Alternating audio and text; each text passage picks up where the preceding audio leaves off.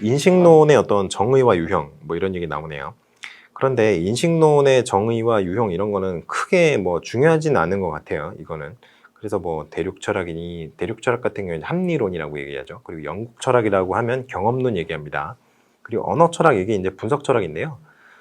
분석 철학이 이제 언어 철학에서 갈라져 나갔다고 얘기를 해야 되나요? 뭐 언어 철학에서 분석 철학에 갈라져 나갔다고 얘기를 해야 되나요? 아무튼 이게 두 언어 철학과 분석 철학이 그 원류를 같이 합니다. 그래서 그거는 이제 언어 철학과 분석 철학 그냥 같다고 생각하시면 될 것 같아요. 그래서 명제적 지식, 방법적 지식 뭐 이런 얘기를 하는데요. 명제적 지식 같은 경우에는 여기 오타가 났네요. 노 대신데 KNOW가 들어가야 되겠죠. 그런데 이제 그러니까 내가 무엇이다라고 얘기하는 어떤 설명을 할 수 있는 지식이 명제적 지식이에요. 그리고 방법적 지식이 있죠. 방법적 지식. 방법적 지식 같은 경우에는 명제적 지식은 이제 명제적 지식이 위해서 여러 가지 조건들을 만족을 해야 돼요. 예를 들어 뭐 진리 조건, 신념 조건이라든가 진리 조건이라든가 증거 조건이라든가 방법 조건 이런 것들을 만족을 해야 명제적 지식이 됩니다. 그런데 방법적 지식은 그것보다는 조금 조건이 좀 덜 까다로워요. 뭐냐면 어느 정도 이상 그 방법적 지식이 있다는 거는 어느 정도 이상 어떤 그 방법적 지식을 사용해서 결과물을 산출할 수 있으면 방법적 지식이 있는 거예요. 그런데 이 방법적 지식과 암묵적 지식을 같은 거로 혼동하는 분들이 굉장히 많으시더라고요. 그렇게 생각하시면 안 되고요. 방법적 지식과 암묵적 지식이 교집합이 있습니다. 교집합이. 그런데 그 두 개가 같은 건 아니에요. 예를 들어서 수학 문제를 푸는 방법은 여러분이 설명할 수가 있잖아요. 예를 들어 3 더하기 5는 8이라는 이제 등식이 있다고 해보세요. 그러면 3 더하기 5를 계산하는 방법을 설명할 수 있죠. 그러면 이게 방법적 지식인데 명제적 지식이에요? 아니에요? 명제적 지식이죠. 왜냐면 명백하게 설명할 수 있잖아요. 그렇잖아요. 그렇기 때문에 방법적 지식 중에도 명제적 지식이 있어요. 그런데 방법적 지식이라고 해서 무조건 암묵적 지식이다 라고 받아들이시면 절대로 안 됩니다. 아시겠죠? 자, 방법적 지식의 성립 조건. 이거는 뭐 그냥 잘하면 되는 거예요. 잘하면. 그러니까 결과물을 잘 낼 수 있으면 방법적 지식이 되는 거예요. 자, 그래서 지식의 형식 뭐 이런 거 나오는데요. 피터스, 허스트 이런 거 나오는데 요건 그냥 읽어보고 넘어가시고요. 뭐 지식의 형식 뭐 이런 거 중요하네요. 지식의 형식이라는 그 세부 내용이 중요한 게 아니라 지식의 형식이라는 그 어휘 그게 중요한 겁니다. 자, 그래서 쭉 넘어가고요. 정합설, 대응설, 뭐 실용설 뭐 이런 거 나오는데요. 대응설 같은 경우에는 아까 제가 대응이 되어야 된다 이런 얘기를 했는데 그게 뭐냐면 증거랑 그 어떤 지식이라고 얘기하는 거랑 1대1로 매치가 돼야 된다는 거예요. 그러니까 내가 어떤 경험적인 증거로 어떤 그 주장을 뒷받침을 할 수 있으면 그게 바로 진리다라고 얘기하는 게 이제 대응설이고요. 정합설 같은 경우에는 아까 제가 그 얘기했었죠. 그 총각은 결혼하지 않은 성인 남성을 말한다. 이런 식으로 문장 안에 진리라고 얘기하는 문장 안에 있는 논항들, 아규먼트라고 그랬죠. 아규먼트들 사이에 논리적으로 화자가 없을 때 그때 이제 정합설에 맞는 어떤 진리라고 얘기를 하는 거예요. 실용설은 뭐 실용설이고요. 자, 가치론, 뭐 도덕교육론 이런 거 나오는데요. 이런 거는 뭐 크게 중요한 건 아닌 것 같아요. 이거는 그냥 넘어가도록 하겠습니다. 그래서 이제 여러분이 이제 좀 생각을 하셔야 되는 것들이 교육사랑 교육 철학이랑 같이 묶어서 얘기를 하잖아요. 그렇기 때문에 어떤 시대별로 등장하는 어떤 중요한 철학가들을 알아두시면 시대적 배경과 함께 좀 이렇게 시줄과 날줄처럼 엮여 있는 그러한 지식을 형성할 수 있지 않을까 이렇게 생각을 합니다. 자, 그래서 기본적으로 서양 교육사를 쭉 훑어드리면서 그때 나왔던 어떤 철학의 주류 철학 이런 것들을 좀 이제 한번 언급을 해드리고 가겠습니다. 자, 그럼 고대에는 이제 고대 그리스와 로마 뭐 이런 시대 얘기를 하잖아요. 그때 철학은 대체로 보면은 사상적으로는 개인주의 경향이 강해요. 왜냐, 그때는 자유민을 교육하기 위한 어떤 교육 이런 것들이 중요시 되었던 시기고요. 그때 진리를 추구하잖아요. 진리 추구하는 게 집단을 추구하는 게 아니에요. 그냥 개인이 어떤 이성을 바탕으로 해서 개인이 진리를 추구하는 거 그게 끝입니다. 그렇기 때문에 개인주의가 있고요. 그리고 군국주의도 있습니다. 로마 제국 나오고 스파르타 이런 거 나오죠. 그래서 군인 양성 이런 거에 이제 좀 초점을 맞추는 교육의 흐름이 나타나요. 그러니까 이제 아까 개인주의 경향의 어떤 그런 교육에서는 자유교육이라든가 인문주의 교육이라든가 고전 철학이라든가 이런 것들이 이제 관련이 되는 거예요. 그 중세로 넘어오게 되는데요. 중세가 중세가 이제 로마 제국이 멸망한 시점부터 이제 중세로 보잖아요. 그리고 가톨릭이 이제 1000년 정도 이제 유럽 사회를 지배를 하죠. 근데 쭉 오다가 별 문제가 없어요. 사실 그 옛날에는 사회가 그렇게 급박하게 변하지 않았으니까요. 그러다가 이제 르네상스기를 맞이를 합니다. 르네상스기. 14세기 말 이탈리아에서 시작을 하는데 이때는 원죄설이 이제 지배를 하죠. 왜냐하면 가톨릭이 아직 왕성하게 세력을 뻗치고 있었을 시기이기 때문에 원죄설이 사회를 지배하고 있고요. 그리고 인문주의적인 어떤 경향이 나타나요. 이게 바로 르네상스기가 시작됐기 때문에 인문주의가 등장을 하는 거죠. 그래서 원죄설 같은 경우에 종교교육이라든가 세속교육이라든가 이런 게 이루어지고, 인문주의 같은 경우에 어때요? 인간 본위의 교육이잖아요. 사실 그 고대 그리스 시절로 회귀하자 이런 거기 때문에, 그래서 이제 개인적인 인문주의라든가 사회적 인문주의라든가 형식적 인문주의라든가 이런 게 있는데, 결과적으로는 형식적 인문주의로 끝났죠. 그래서 키케로주의 이런 게 나옵니다. 굉장히 부정적인 인문주의가 돼버렸죠. 그리고 이제 유명한 사람이 누가 나와요? 루터, 16세기 마르틴 루터가 나오죠. 이게 마틴 루터가 아니냐라고 얘기하시는 분이 있는데, 루터 협회에서 마르틴 루터라고 불러달라고 하고 있습니다. 그래서 마르틴 루터라고 하시는 게 맞아요. 그래서 이때는 이제 종교개혁기인데, 그때도 가톨릭의 세력은 여전히 왕성하죠. 그래서 성서 중심주의라든가 국가교육제도에 대한 어떤 관심이라든가, 그리고 의무교육 사상이라든가 이런 게 확산이 되면서 이제 그때 이제 시대적인 어떤 특색이 나타나는 겁니다. 근데 16세기 이후가 되면은 이 종교개혁 기를 통해서 약간 그 교육의 효과를 본 나라들이 생겨요. 그러다 보니까 나라들이 그 평민들에 대한 교육에 관심들이 조금씩 생깁니다. 예를 들어서 실학주의 뭐 이런 것들이 나오죠. 실학주의라든가 자연주의 이런 사람들이 등장을 하는, 이런 사상들을 가지고 있는 사람들이 등장을 하죠. 뭐 로크라든가 코메니우스라든가 이런 사람들. 이게 바로 이제 종교개혁기에 이런 사람들이 나오는 건데, 종교개혁기를 지나서 나오죠. 지나서 뭐 로크라든가 코메니우스라든가 이런 사람들이 이제 절대왕정 국가가 이제 절대왕정 국가에 대한 관심이 높아지던 17세기에 나옵니다. 17세기에. 그리고 나서 18세기가 어떤 사상이 등장하느냐? 바로 계몽주의가 등장합니다. 계몽주의. 계몽주의 뭐예요? 우매한 일반 민중들을 계몽을 하면 더 훌륭한 사람으로 만들 수 있다는 거예요. 그런데 그게 가능하다고 하는 이유가 뭐예요? 이성이라는 거는 누구나 하늘에서 신께서 내려준 어떤 선물이니까 누구나 다 이성을 갖고 있고, 근데 이성은 향상시킬 수 있고, 무엇을 통해서? 교육을 통해서. 그러니까 다 교육을 하자라는 거예요. 왜 그 좋은 걸 놔두느냐, 이렇게 얘기를 하는 거죠. 그래서 이제 그때 이제 이 계몽주의가 등장을 하면서 보편 교육론이라는 것이 이제 화두가 되고요. 사실 그 마르틴 루터가 그 개념과 관련된 내용을 얘기를 했습니다만, 그때는 이런 보편 교육론의 어떤 영향을 주는 정도의 어떤 사상이었지, 마르틴 루터가 어떤 그 공교육을 얘기한 거는 아니에요. 근데 그 공교육 사상에 영향은 준 거는 맞죠. 자, 그래서 계몽주의나 뭐 자연주의 이런 사람들이 이제 계몽주의 시기에 나타나요. 근데 루소 같은 경우에는 자연주의를 주장했다고 얘기를 하는데, 사람들이 사실은 루소도 계몽주의자입니다. 계몽주의자. 그런데 어느 부분에서 일반적인 계몽주의자랑 다르냐면, 루소 같은 경우에는 계몽주의자들이 인간의 이성에 대해서 거의 무한한 신뢰를 보이고 있었을 때, 루소 같은 경우에는 인간의 이성이 완벽하지 않다라고 얘기를 해서 보통의 계몽주의자들과는 이성에 대한 태도가 조금 달랐을 뿐이에요. 루소도 사실 교육을 통해서 이제 아동을 이제 교육을 해서 더 훌륭한 사람으로 만들어야 된다라는 입장이었기 때문에, 이 사람도 이제 뭐 계몽주의자로 분류를 하시는 게 맞아요. 그런데 이제 계몽주의자로서의 루소를 물어보느냐, 자연주의자로서의 루소를 물어보느냐, 사실은 뭐 루소가 출제될 그 확률은 좀 낮은 편입니다만, 출제가 된다면 계몽주의자로서의 루소의 어떤 모습보다는 자연주의자로서의 루소를 또 물어볼 확률이 높지 않겠느냐라고 생각을 합니다. 사실 그 루소 같은 경우에는 인간과 사회가 대립하는 관계라고 봤어요. 적대하는 관계라고 봤죠. 사회계약론 이런 거 보면 명확하게 드러납니다.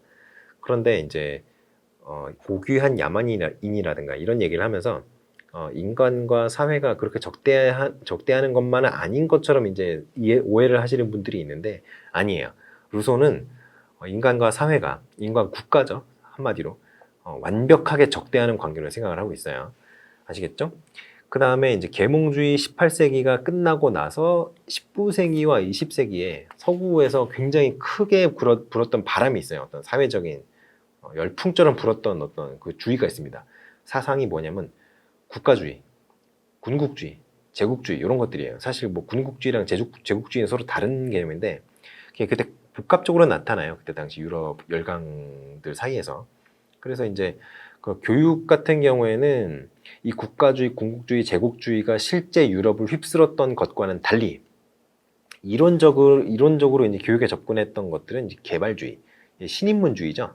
그러니까 인문주의가 결국에는 형식적 인문주의로 끝나면서 키케로주의 이런 것들이 들어오고 굉장히 타락한, 굉장히 안 좋은 형태의 인문주의로 끝났는데 신인문주의는 그런 게 아니죠. 고전 중에 우리한테 필요한 것만 쏙쏙쏙 빼서 좀 실용적으로 가르치자 이런 게 신인문주의지. 뭐 다 외우자. 옛날 거는 다 훌륭하다. 이렇게 얘기하는 형식적 인문주의랑은 다르죠. 그리고 국가주의, 과학적 실리주의 뭐 이런 것들이 나타납니다. 그리고 20세기 현대에 들어와서는 신교육운동 이런 게 나타나요. 물론 이때도 20세기 초반 중반까지 해도 2차 대전 같은 경우에 제국들끼리 싸웠잖아요. 유럽에. 근데 그때 언제 끝나요? 1945년에 끝난단 말이죠. 그러니까 20세기 중반까지도 국가주의, 군국주의, 제국주의에 대한 그런 영향은 상당히 많이 남아 있었어요. 그게 아주 옛날 일이 아닙니다. 그래서 이때 등장했던 그 실제와는 달리 학계에서 주장되었던 어떤 여러 가지 주류 논의들 중에 하나가 신교육 운동이라는 게 있고요. 아동 중심 교육 사상, 뭐 프레벨이라든가 몬테소리 이런 사람들이 이런 얘기를 하죠. 뭐 존 듀이 이런 사람도 주장을 하고요.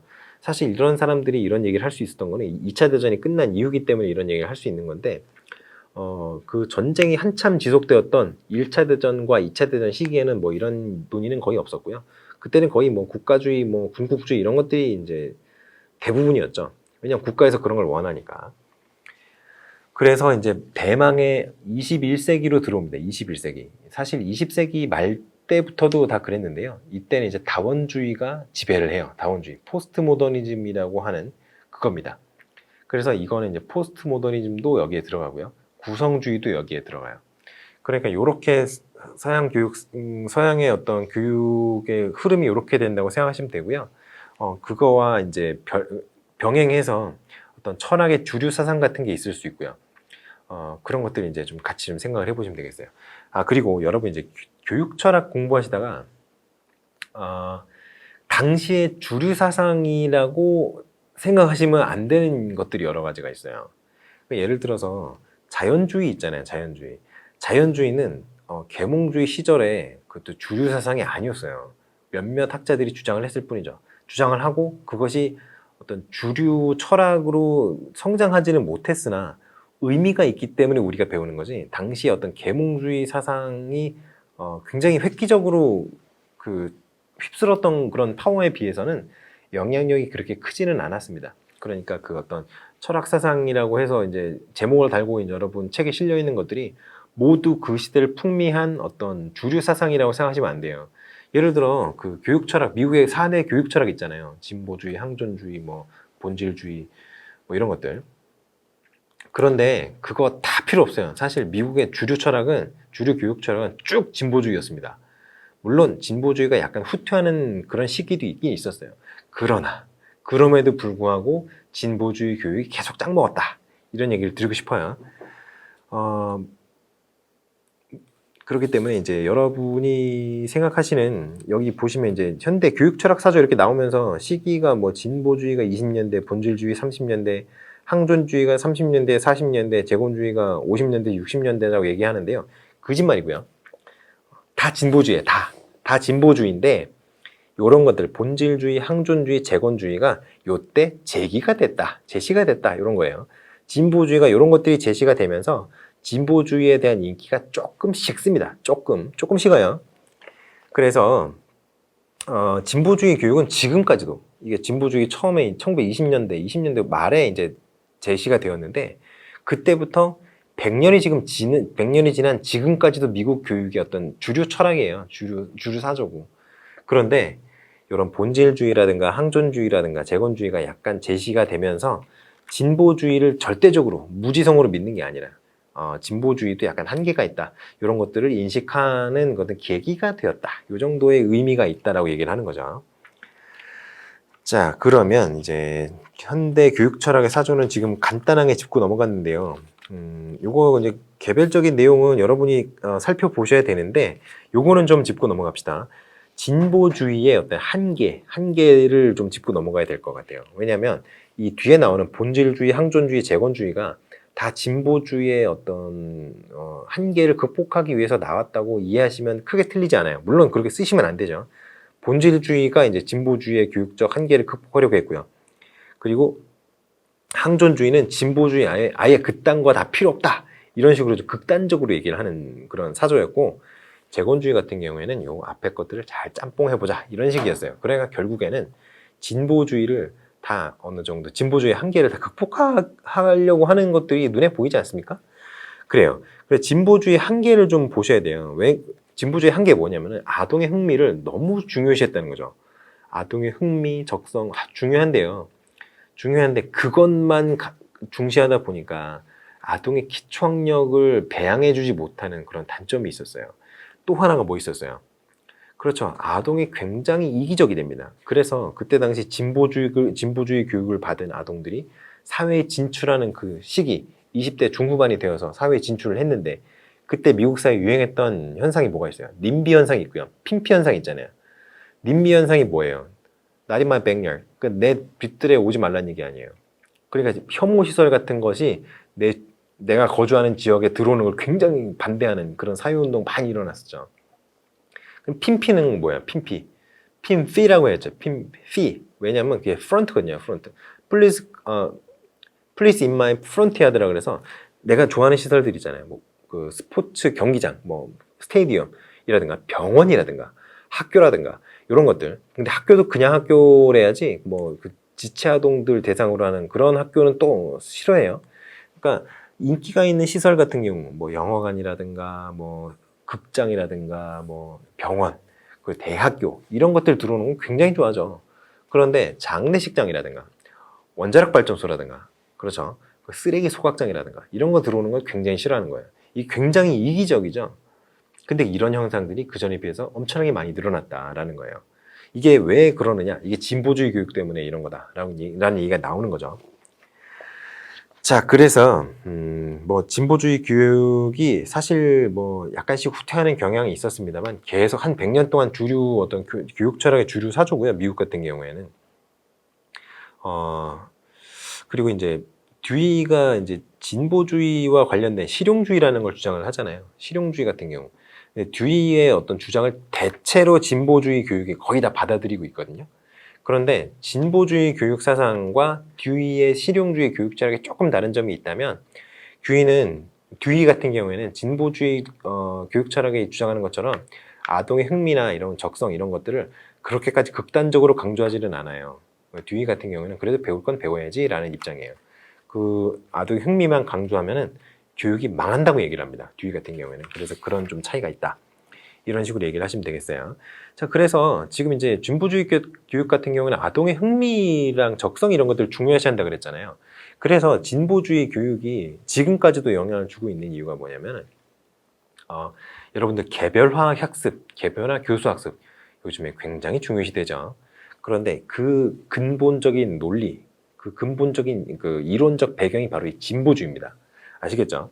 그래서 진보주의는 여러분들이 반드시 잘 공부를 하시고 넘어가야 된다. 그 외에 항존주의나 본질주의, 재건주의는 뭐 그렇게 중요하지는 않다. 이렇게 말씀을 드릴 수 있을 것 같네요. 자, 그래서 진보주의 개념은 여기 책에 잘 나오니까 이걸 다 읽어드릴 수는 없겠죠. 그래서 이걸 잘 보시고 넘어가야 되겠고요. 본질주의, 항존주의, 실증주의는 뭐 그다지 중요하지는 않다. 아, 실증주의는 중요하네요. 실증주의는 중요합니다. 이거는 좀 다른 얘기니까. 그래서 지금 이제 미국의 교육 철학을 좀 얘기를 했잖아요. 그러면 이 실증주의와 뭐 실존주의, 현상학, 해석학 이런 것들은 지금은 모든 학문은 미국이 이제 주류 어떤 연구하는 그 사회가 미국이에요. 다 모든 학문들의 지금 짱이 미국입니다. 미국. 심지어 웃기는 게 뭐냐면요, 우리나라 국문학 있죠. 국문학을 미국에서 연구해서 우리나라 와서 교수를 합니다. 아시겠죠? 웃기는 일 아니에요? 우리나라 문학인데 우리나라 대학교에서 박사를 받으면 교수가 될 수 없어요. 그러한 웃긴 점이 있죠. 그래서 실증주의, 뭐 실존주의, 현상학, 해석학 이런 것들은 대부분 다 유럽에서 발달을 하기는 했는데요. 시작이 지금은 다 미국에서 하고 있죠. 뭐 실증주의 이런 건 뭐 떡밥이 다 상했고요. 하나, 실증주의 뭐 이런 것들이 중요하기는 합니다. 역사적으로 의미는 있어요. 한 번씩 보고 넘어가겠습니다. 실증주의 같은 경우에는 실증을 할 수 있어야 진리라고 보는 거예요. 그렇기 때문에 과학주의를 대표하죠.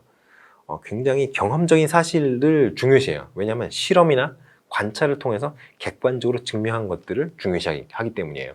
그래서 뭐 신칸트 학파, 뭐 실증주의 학파, 뭐 이런 것들, 그리고 논리 실증주의 이런 것들이 다 실증주의의 영향을 받아서 나온 것들이죠. 그래서 아주 객관적인 지식을 중요시해요. 객관적이라는 게 뭐예요? 내가 아니라 맨 처음에 그 얘기를 주장한 사람이 아니라 다른 사람이 관찰하거나 측정을 하거나 그 뭐 시험을 하거나 이렇게 했을 때도 동일한 결과가 나오는 것이 객관적이다라고 얘기를 하는 겁니다. 그러면 지금 딱 그 느낌을 봐도 알 거 아니에요. 그 관찰, 실험, 뭐 이런 것들이 굉장히 과학적인 어떤 느낌을 주지 않습니까? 그래서 과학주의의 영향을 많이 줬다고 얘기를 하는 거예요. 그래서 현미경이라든가 망원경이라든가 뭐 이런 것들, 그런 것들을 중요시하죠. 그렇기 때문에 이게 교육에 어떤 영향을 줬느냐가 중요할 거 아니에요, 우리한테는. 그래서 그전에는 교육이 굉장히 주먹구구식이었어요. 그러니까 체벌을 하고, 체벌 효과도 없는데 체벌을 하고 암기를 강제로 시키고, 암기는 굉장히 좋은 교육 방법입니다만 그거를 체벌과 함께 엮어서 사용을 한다면 그렇게 별로 좋지 않은 이제 교육 방법이 되겠죠. 그런데 옛날에는 그게 주류 교육 방법이었어요. 왜냐면 때리면 일단은 효과가 즉효성으로 나타나니까 뭐 그 어떤 교육 방법이나 교육 기술에 대한 어떤 진지한 고민이 부족했던 과거 시절 수도원에서는 뭐 체벌이 일상화되어 있었으니까요. 중세 유럽 휴서원 같은 경우에는. 그런데 이제 교육의 지식이 과학적으로 객관적으로 증명이 된 교육의 지식을 가지고 이제 교육을 하게 되는 그런 계기가 바로 이 실증주의가 제기가 되고 이게 확산이 되면서입니다. 자, 그러면 실존주의인데요. 다음 페이지. 실존주의 같은 경우에는 어떤 실존성에 대해서 굉장히 많이 초점을 맞추죠. 실존성이 무엇이냐? 나는 과연 살아있는 것인가? 인간은 어떤 존재인가? 이런 것들. 한번 빠지기 시작하면 한도 끝도 없이 빠지게 되는 사상이 바로 실존주의인데요. 일단은 나는 누구인가? 이걸 답이 없잖아요. 그런데 그거를 백날 고민을 해도 답이 안 나오는 거를 이제 이 사람들은 그 추구를 합니다. 그래서 어떤 합리주의가 가지고 있는 여러 가지 장점들이 있잖아요. 그런데 모든 세상의 지식들이 그렇게 경험적으로, 실험적으로 증명될 수 있는 건 아니죠. 예를 들어 어떤 것이 올바르다라고 하는 도덕적 잣대, 이런 거에 어떤 참 거짓이라는 게 있을 수 있을까요? 물론 사람 죽이면 안 되겠지만 그런 게 아니라 여러 가지 도덕적인 문제들이 있을 수 있잖아요. 그 예를 들어 우리가 가장 많이 이런 것들 얘기하는 것 중에 하나가 트롤리 딜레마라는 게 있어요. 트롤리 딜레마. 한쪽에 6명이 있고 한쪽에 1명이 있는데 전차선이, 열차선이, 기차선이 이렇게 두 갈래로 나뉘어 있어요. 근데 사람이 있습니다. 그 기차선 위에. 여러분이 기관사예요. 운행을 중단할 수 없어요. 그런데 6명을 칠 것인가 1명을 칠 것인가 여러분이 결정을 해야 돼요. 그러면 단순히 숫자를 보면 6명 죽는 것보다 1명 죽는 게 그 전체 공리주의 입장에서 얘기를 해보면 사회가 감내해야 되는, 우리 사회, 우리 전체 사회가 감내해야 되는 인명의 손실이 더 적으니 1명을 죽여라 이렇게 할 수 있어요? 저는 그거 위험한 세상이라고 생각을 합니다. 그래서 그리고 이 사람이 어떤 사람인지 어떻게 알아요? 그렇잖아요. 이 사람이 이제 앞으로 미래가 창창한 아이라고 생각을 해봅시다. 그리고 6명이 아주 흉악하고 극악무도한 범죄자예요. 연쇄살인마들이에요. 그러면 누구를 죽일 거예요? 이 연쇄살인범들 죽일 거예요? 그 사람들의 생명은 생명이 아닙니까? 그렇게 되는 게 이제 트롤리 딜레마라는 게 있어요. 자, 그래서 이런 것들은 어떤 명확한 기준이 있을 수가 없죠. 그런데 이런 문제들에 대한 생각을 이제 과학주의, 실증주의에서는 할 수 없다. 이런 거를 이제 생각을 해보면 실존주의가 이제 중요해지는 거죠. 그리고 이제 비인간적인 그런 요소들이 많이 있죠. 뭐 그런 것들에 대해서 반기를 들고 나온 거예요. 자, 그래서 기본 입장이라는 게 실존주의 같은 경우에는 여기 현존재라고 얘기를 합니다. 이 현존재, 뭐 독일어는 알 필요가 없으니까 그냥 넘어가도록 하겠어요. 그래서 인간은 현존재라는 거에 대해서 굉장히 강조를 해요. 그래서 그 실존의 문제를 사상의 중심에 두고 있어요. 그래서 이제 존재라는 것이 본질에 앞선다고 보는 거죠, 이 사람들은. 왜냐하면 내가 일단 존재해야지 그 나머지들이 나한테 의미가 있는 거라고 생각을 해요. 내가 없는 세상에 무슨 의미가 있느냐. 그래서 내가 존재하고 그 존재가 현 존재성을 띠고 있어야만 다른 것들이 의미가 있다고 얘기를 하는 거예요. 그래서 이 현 존재라는 게 무엇이냐면 내가 어떤 비판적 사고를 할 수 있는 그런 능력이 있느냐, 아니면 그냥 주어진 대로 살느냐. 그래서 존재랑 현 존재를 구분을 합니다, 이 실존주의에서는. 그래서 이런 주체성을 가지고 있는 어떤 존재일 경우에는 현 존재라고 얘기를 하는 거죠. 자, 그래서 이렇게 이제 실존주의의 어떤 기본적인 얘기는 여기까지 할 수가 있을 것 같고요. 이게 교육에 어떤 영향을 미쳤는가, 이게 우리가 중요하게 생각해야 되는 부분 아니겠습니까? 그래서 이걸 한번 보시면 어떤 실존성이라는 게 교육에서 어떤 주체성, 교육의 주체성과 이제 연관이 있는 거죠. 그러니까 여러분 그 학생의 선택권을 늘려야 된다. 그 주체적 존재로서의 학생, 뭐 이런 얘기 많이 하시잖아요. 구성주의 이제 논리에서. 그래서 어떤 인간 중심의 교육관, 이런 것이 이제 확산되는데 실존주의가 굉장히 큰 영향을 줘요. 그래서 인격 교육이라든가 전인 교육이라든가 이런 것에 대한 관심, 이런 것들이 바로 실존주의의 확산에서부터 비롯하는 겁니다. 그래서 뭐 자아 실현이라든가 아이동의 흥미, 뭐 개성, 그렇죠. 그런 것들을 중요시하는 것들. 그리고 또 이제 비연속적인 교육, 뭐 이런 거, 비연속적인 교육, 이런 것들 있잖아요.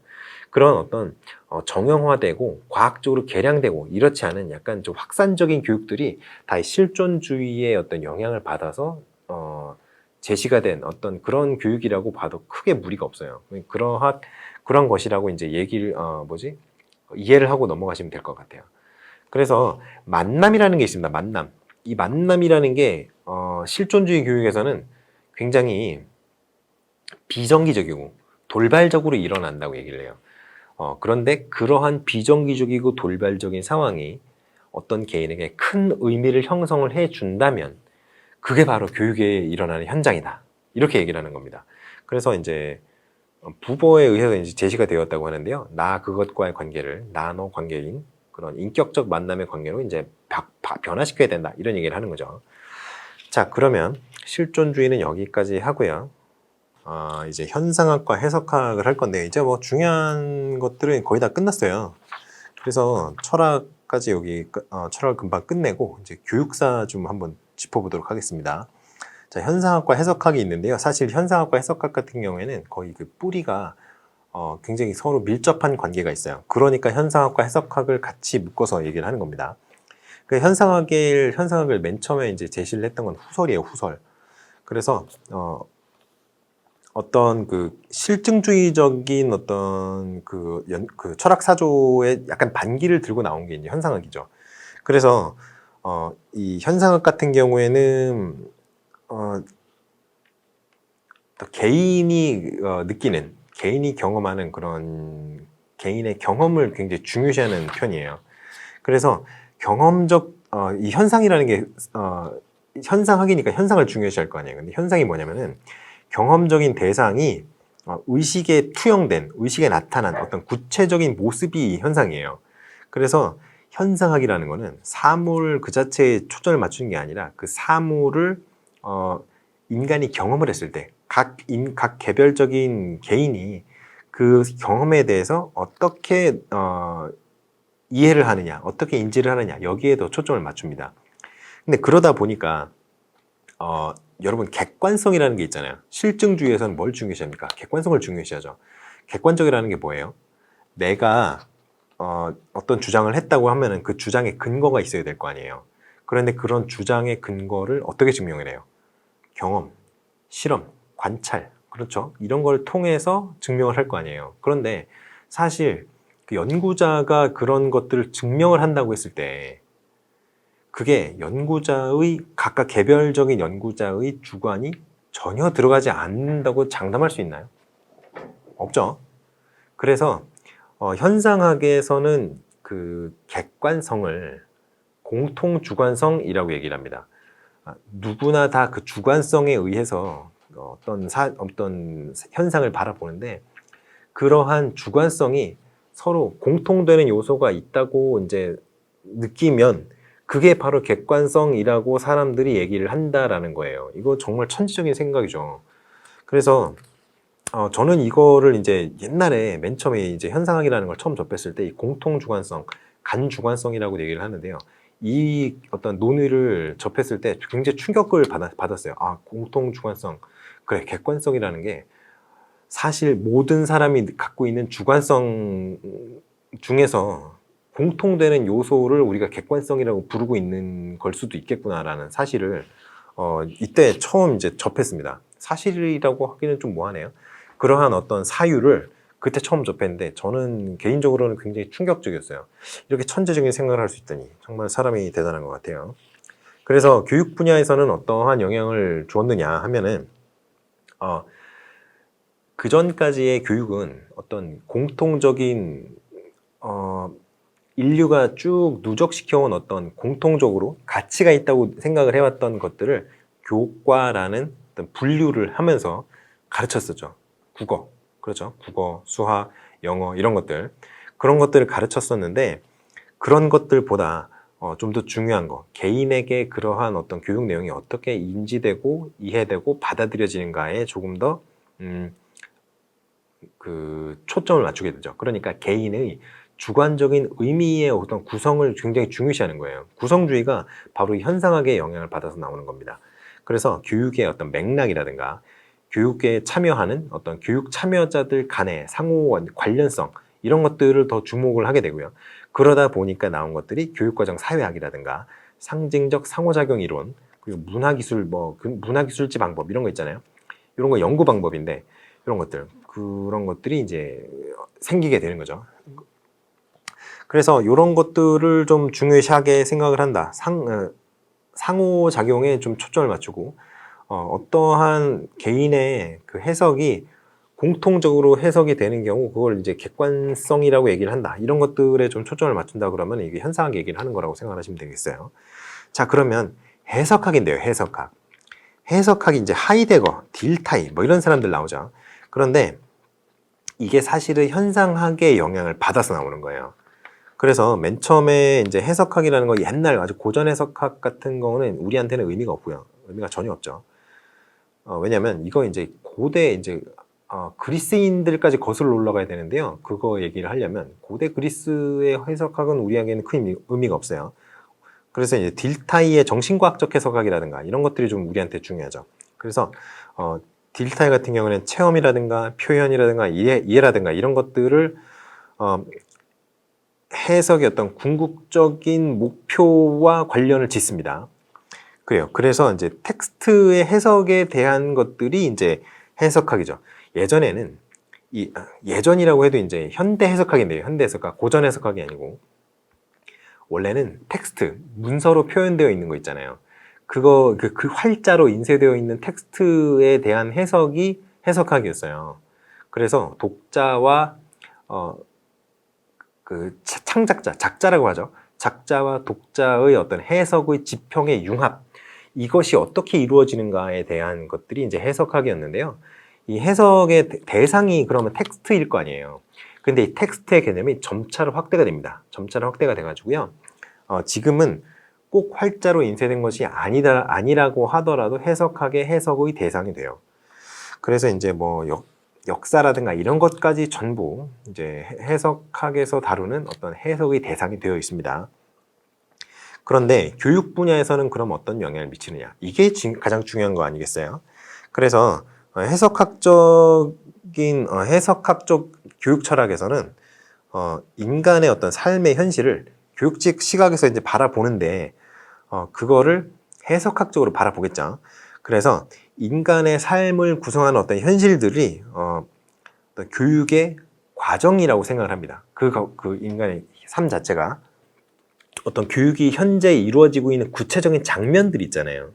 그런 교육적인 현실을 우리가 좀 더 주목을 해야 된다. 이런 식으로 얘기를 하죠. 왜냐하면 그 교육 현실에 교육의 참여자들이 존재할 거 아니에요. 그 교육 현실과 교육에 참여하는 참여인들 간의 어떤 상호 관련성, 그것들을 이제 주목을 하는 겁니다. 그러니까 이때는 교육의 현실이 텍스트가 되는 거예요. 그 텍스트를 개인이 어떻게 이해하고 받아들이냐, 이거에 이제 좀 맞추기 때문에 교육 현실에 이제 관심을 맞추는 거죠. 자, 그럼 포스트 모더니즘에 나왔어요. 포스트 모더니즘이 굉장히 욕도 많이 먹고요. 이제는 사실 그 포스트 모더니즘에 대한 논의는 이제 활발하지 않습니다. 사실 철학계에서는 포스트 모더니즘은 거의 퇴출이 됐어요. 왜냐면 무의미하다고. 왜냐면 왜 무의미하느냐, 이거는 조금 어려운 얘기가 될 수 있겠는데요. 포스트 모더니즘 같은 경우에는 대서사라고 하죠. 거대 담론이라는 게 있습니다. 거대 담론, 대서사. 이런 거는 큰 얘기들이에요. 예를 들어 국가의 어떤 전체적인 목적이라든가, 국가의 목적이라든가, 사회의 어떤 목적, 사회의 욕구, 이런 것들이 이제 대서사인데, 국가 발전 같은 것들이 대서사의 하나가 되는 거죠. 거대 담론이 되는 건데, 그것이 일개 개인에게 무슨 의미가 있겠느냐라는 거예요. 왜냐하면 그건 너무 큰 얘기이기 때문이에요.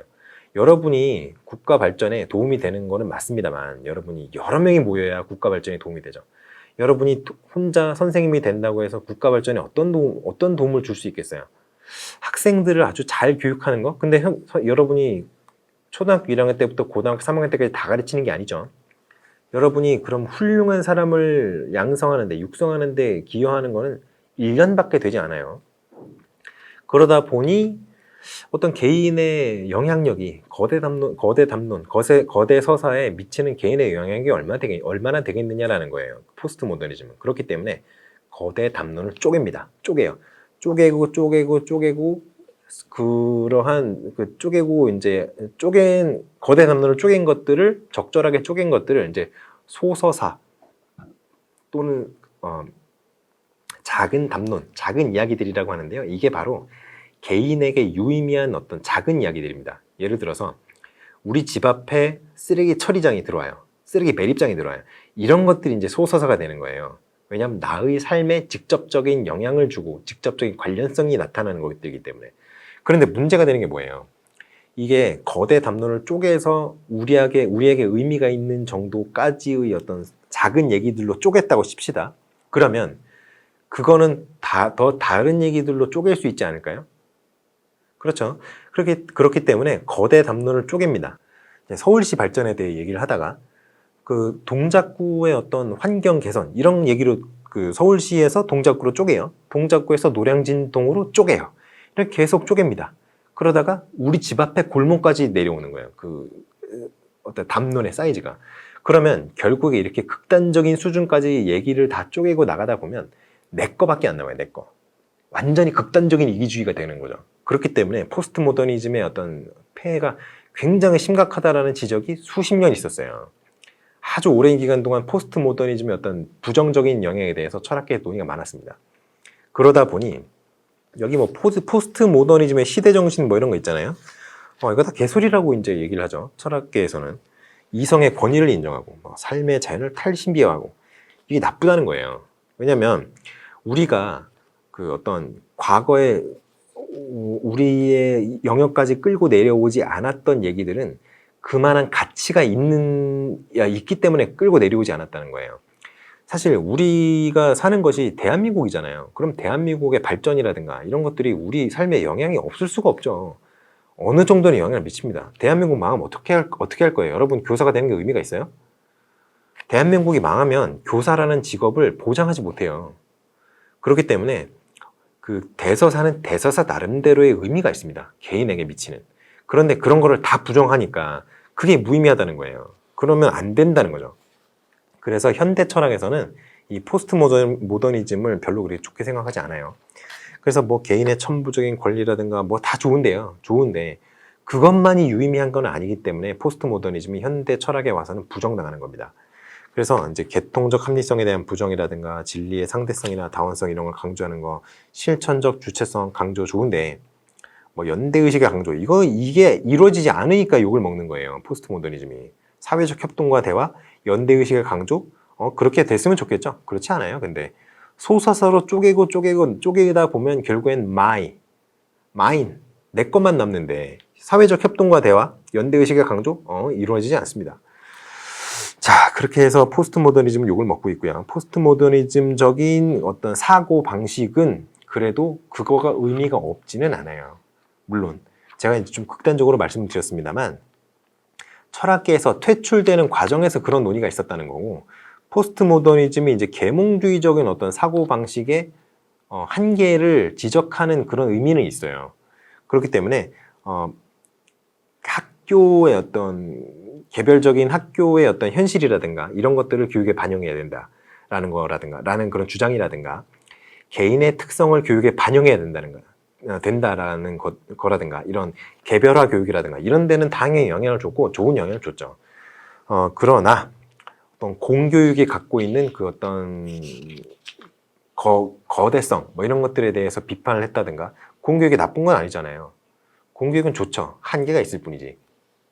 그런데 그런 것들을 너무 비판을 했다. 이러한 뭐 단점을 말씀을 드릴 수 있을 것 같아요. 그리고 문화다원주의 이런 얘기 하는데요. 포스트 모더니즘이 뭐 교육이 획일성과 하나의 논리를 거부하고 뭐 인간 중심주의 뭐 이런 것들을 좀 주목을 했다. 그래서 남성 중심주의라든가 뭐 생태학적 교육이라든가 홀리스틱 교육이라든가 이런 것들이 이제 제기가 된 그 어떤 근본적인 원인 중에 하나가 포스트 모더니즘이다라고 얘기를 하는데요. 글쎄요, 뭐 그건 뭐 본인들이 그렇게 얘기를 할 수는 있겠습니다만 그것보다는 다만 포스트 모더니즘보다 더 영향을 줬던 것들은 이런 생태학적 교육이라든가 이런 것들에 포스트 모더니즘이 영향을 줬는데 그보다 더 영향을 줬던 것들은 과거에 무시되었던 인권에 대한 어떤 더 주목 이런 것들이 더 영향을 줬다라고 생각을 하고 싶습니다.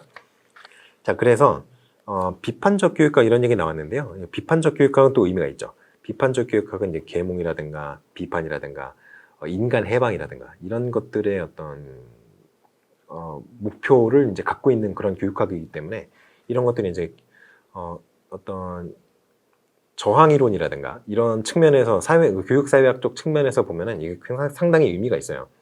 왜냐하면 학교라는 것들이 어떤 사회나 국가가 바라는 인재상이 있을 거 아니에요. 그 인재상을 만들어내는 기관으로서 작동을 하고 있는데 그것이 과연 바람직한가에 대한 어떤 논의는 사실 그렇게 잘 이루어지지 않는 게 현실이죠. 왜냐하면 그 국가가 공교육을 담당하는 주체이기 때문에 그래요. 국가가 원하지 않는 인재는 국가에서 별로 길러내고 싶어 하지 않아 하죠. 그런데 그런 것들이 한계는 있어요. 왜냐하면 일괄적이잖아요. 개인의 어떤 특성이라든가 개성이라든가 이런 걸 무시하고 국가가 원하는 인재상만을 이제 길러내는 데 초점이 맞춰져 있으니까 한계가 있는 거죠.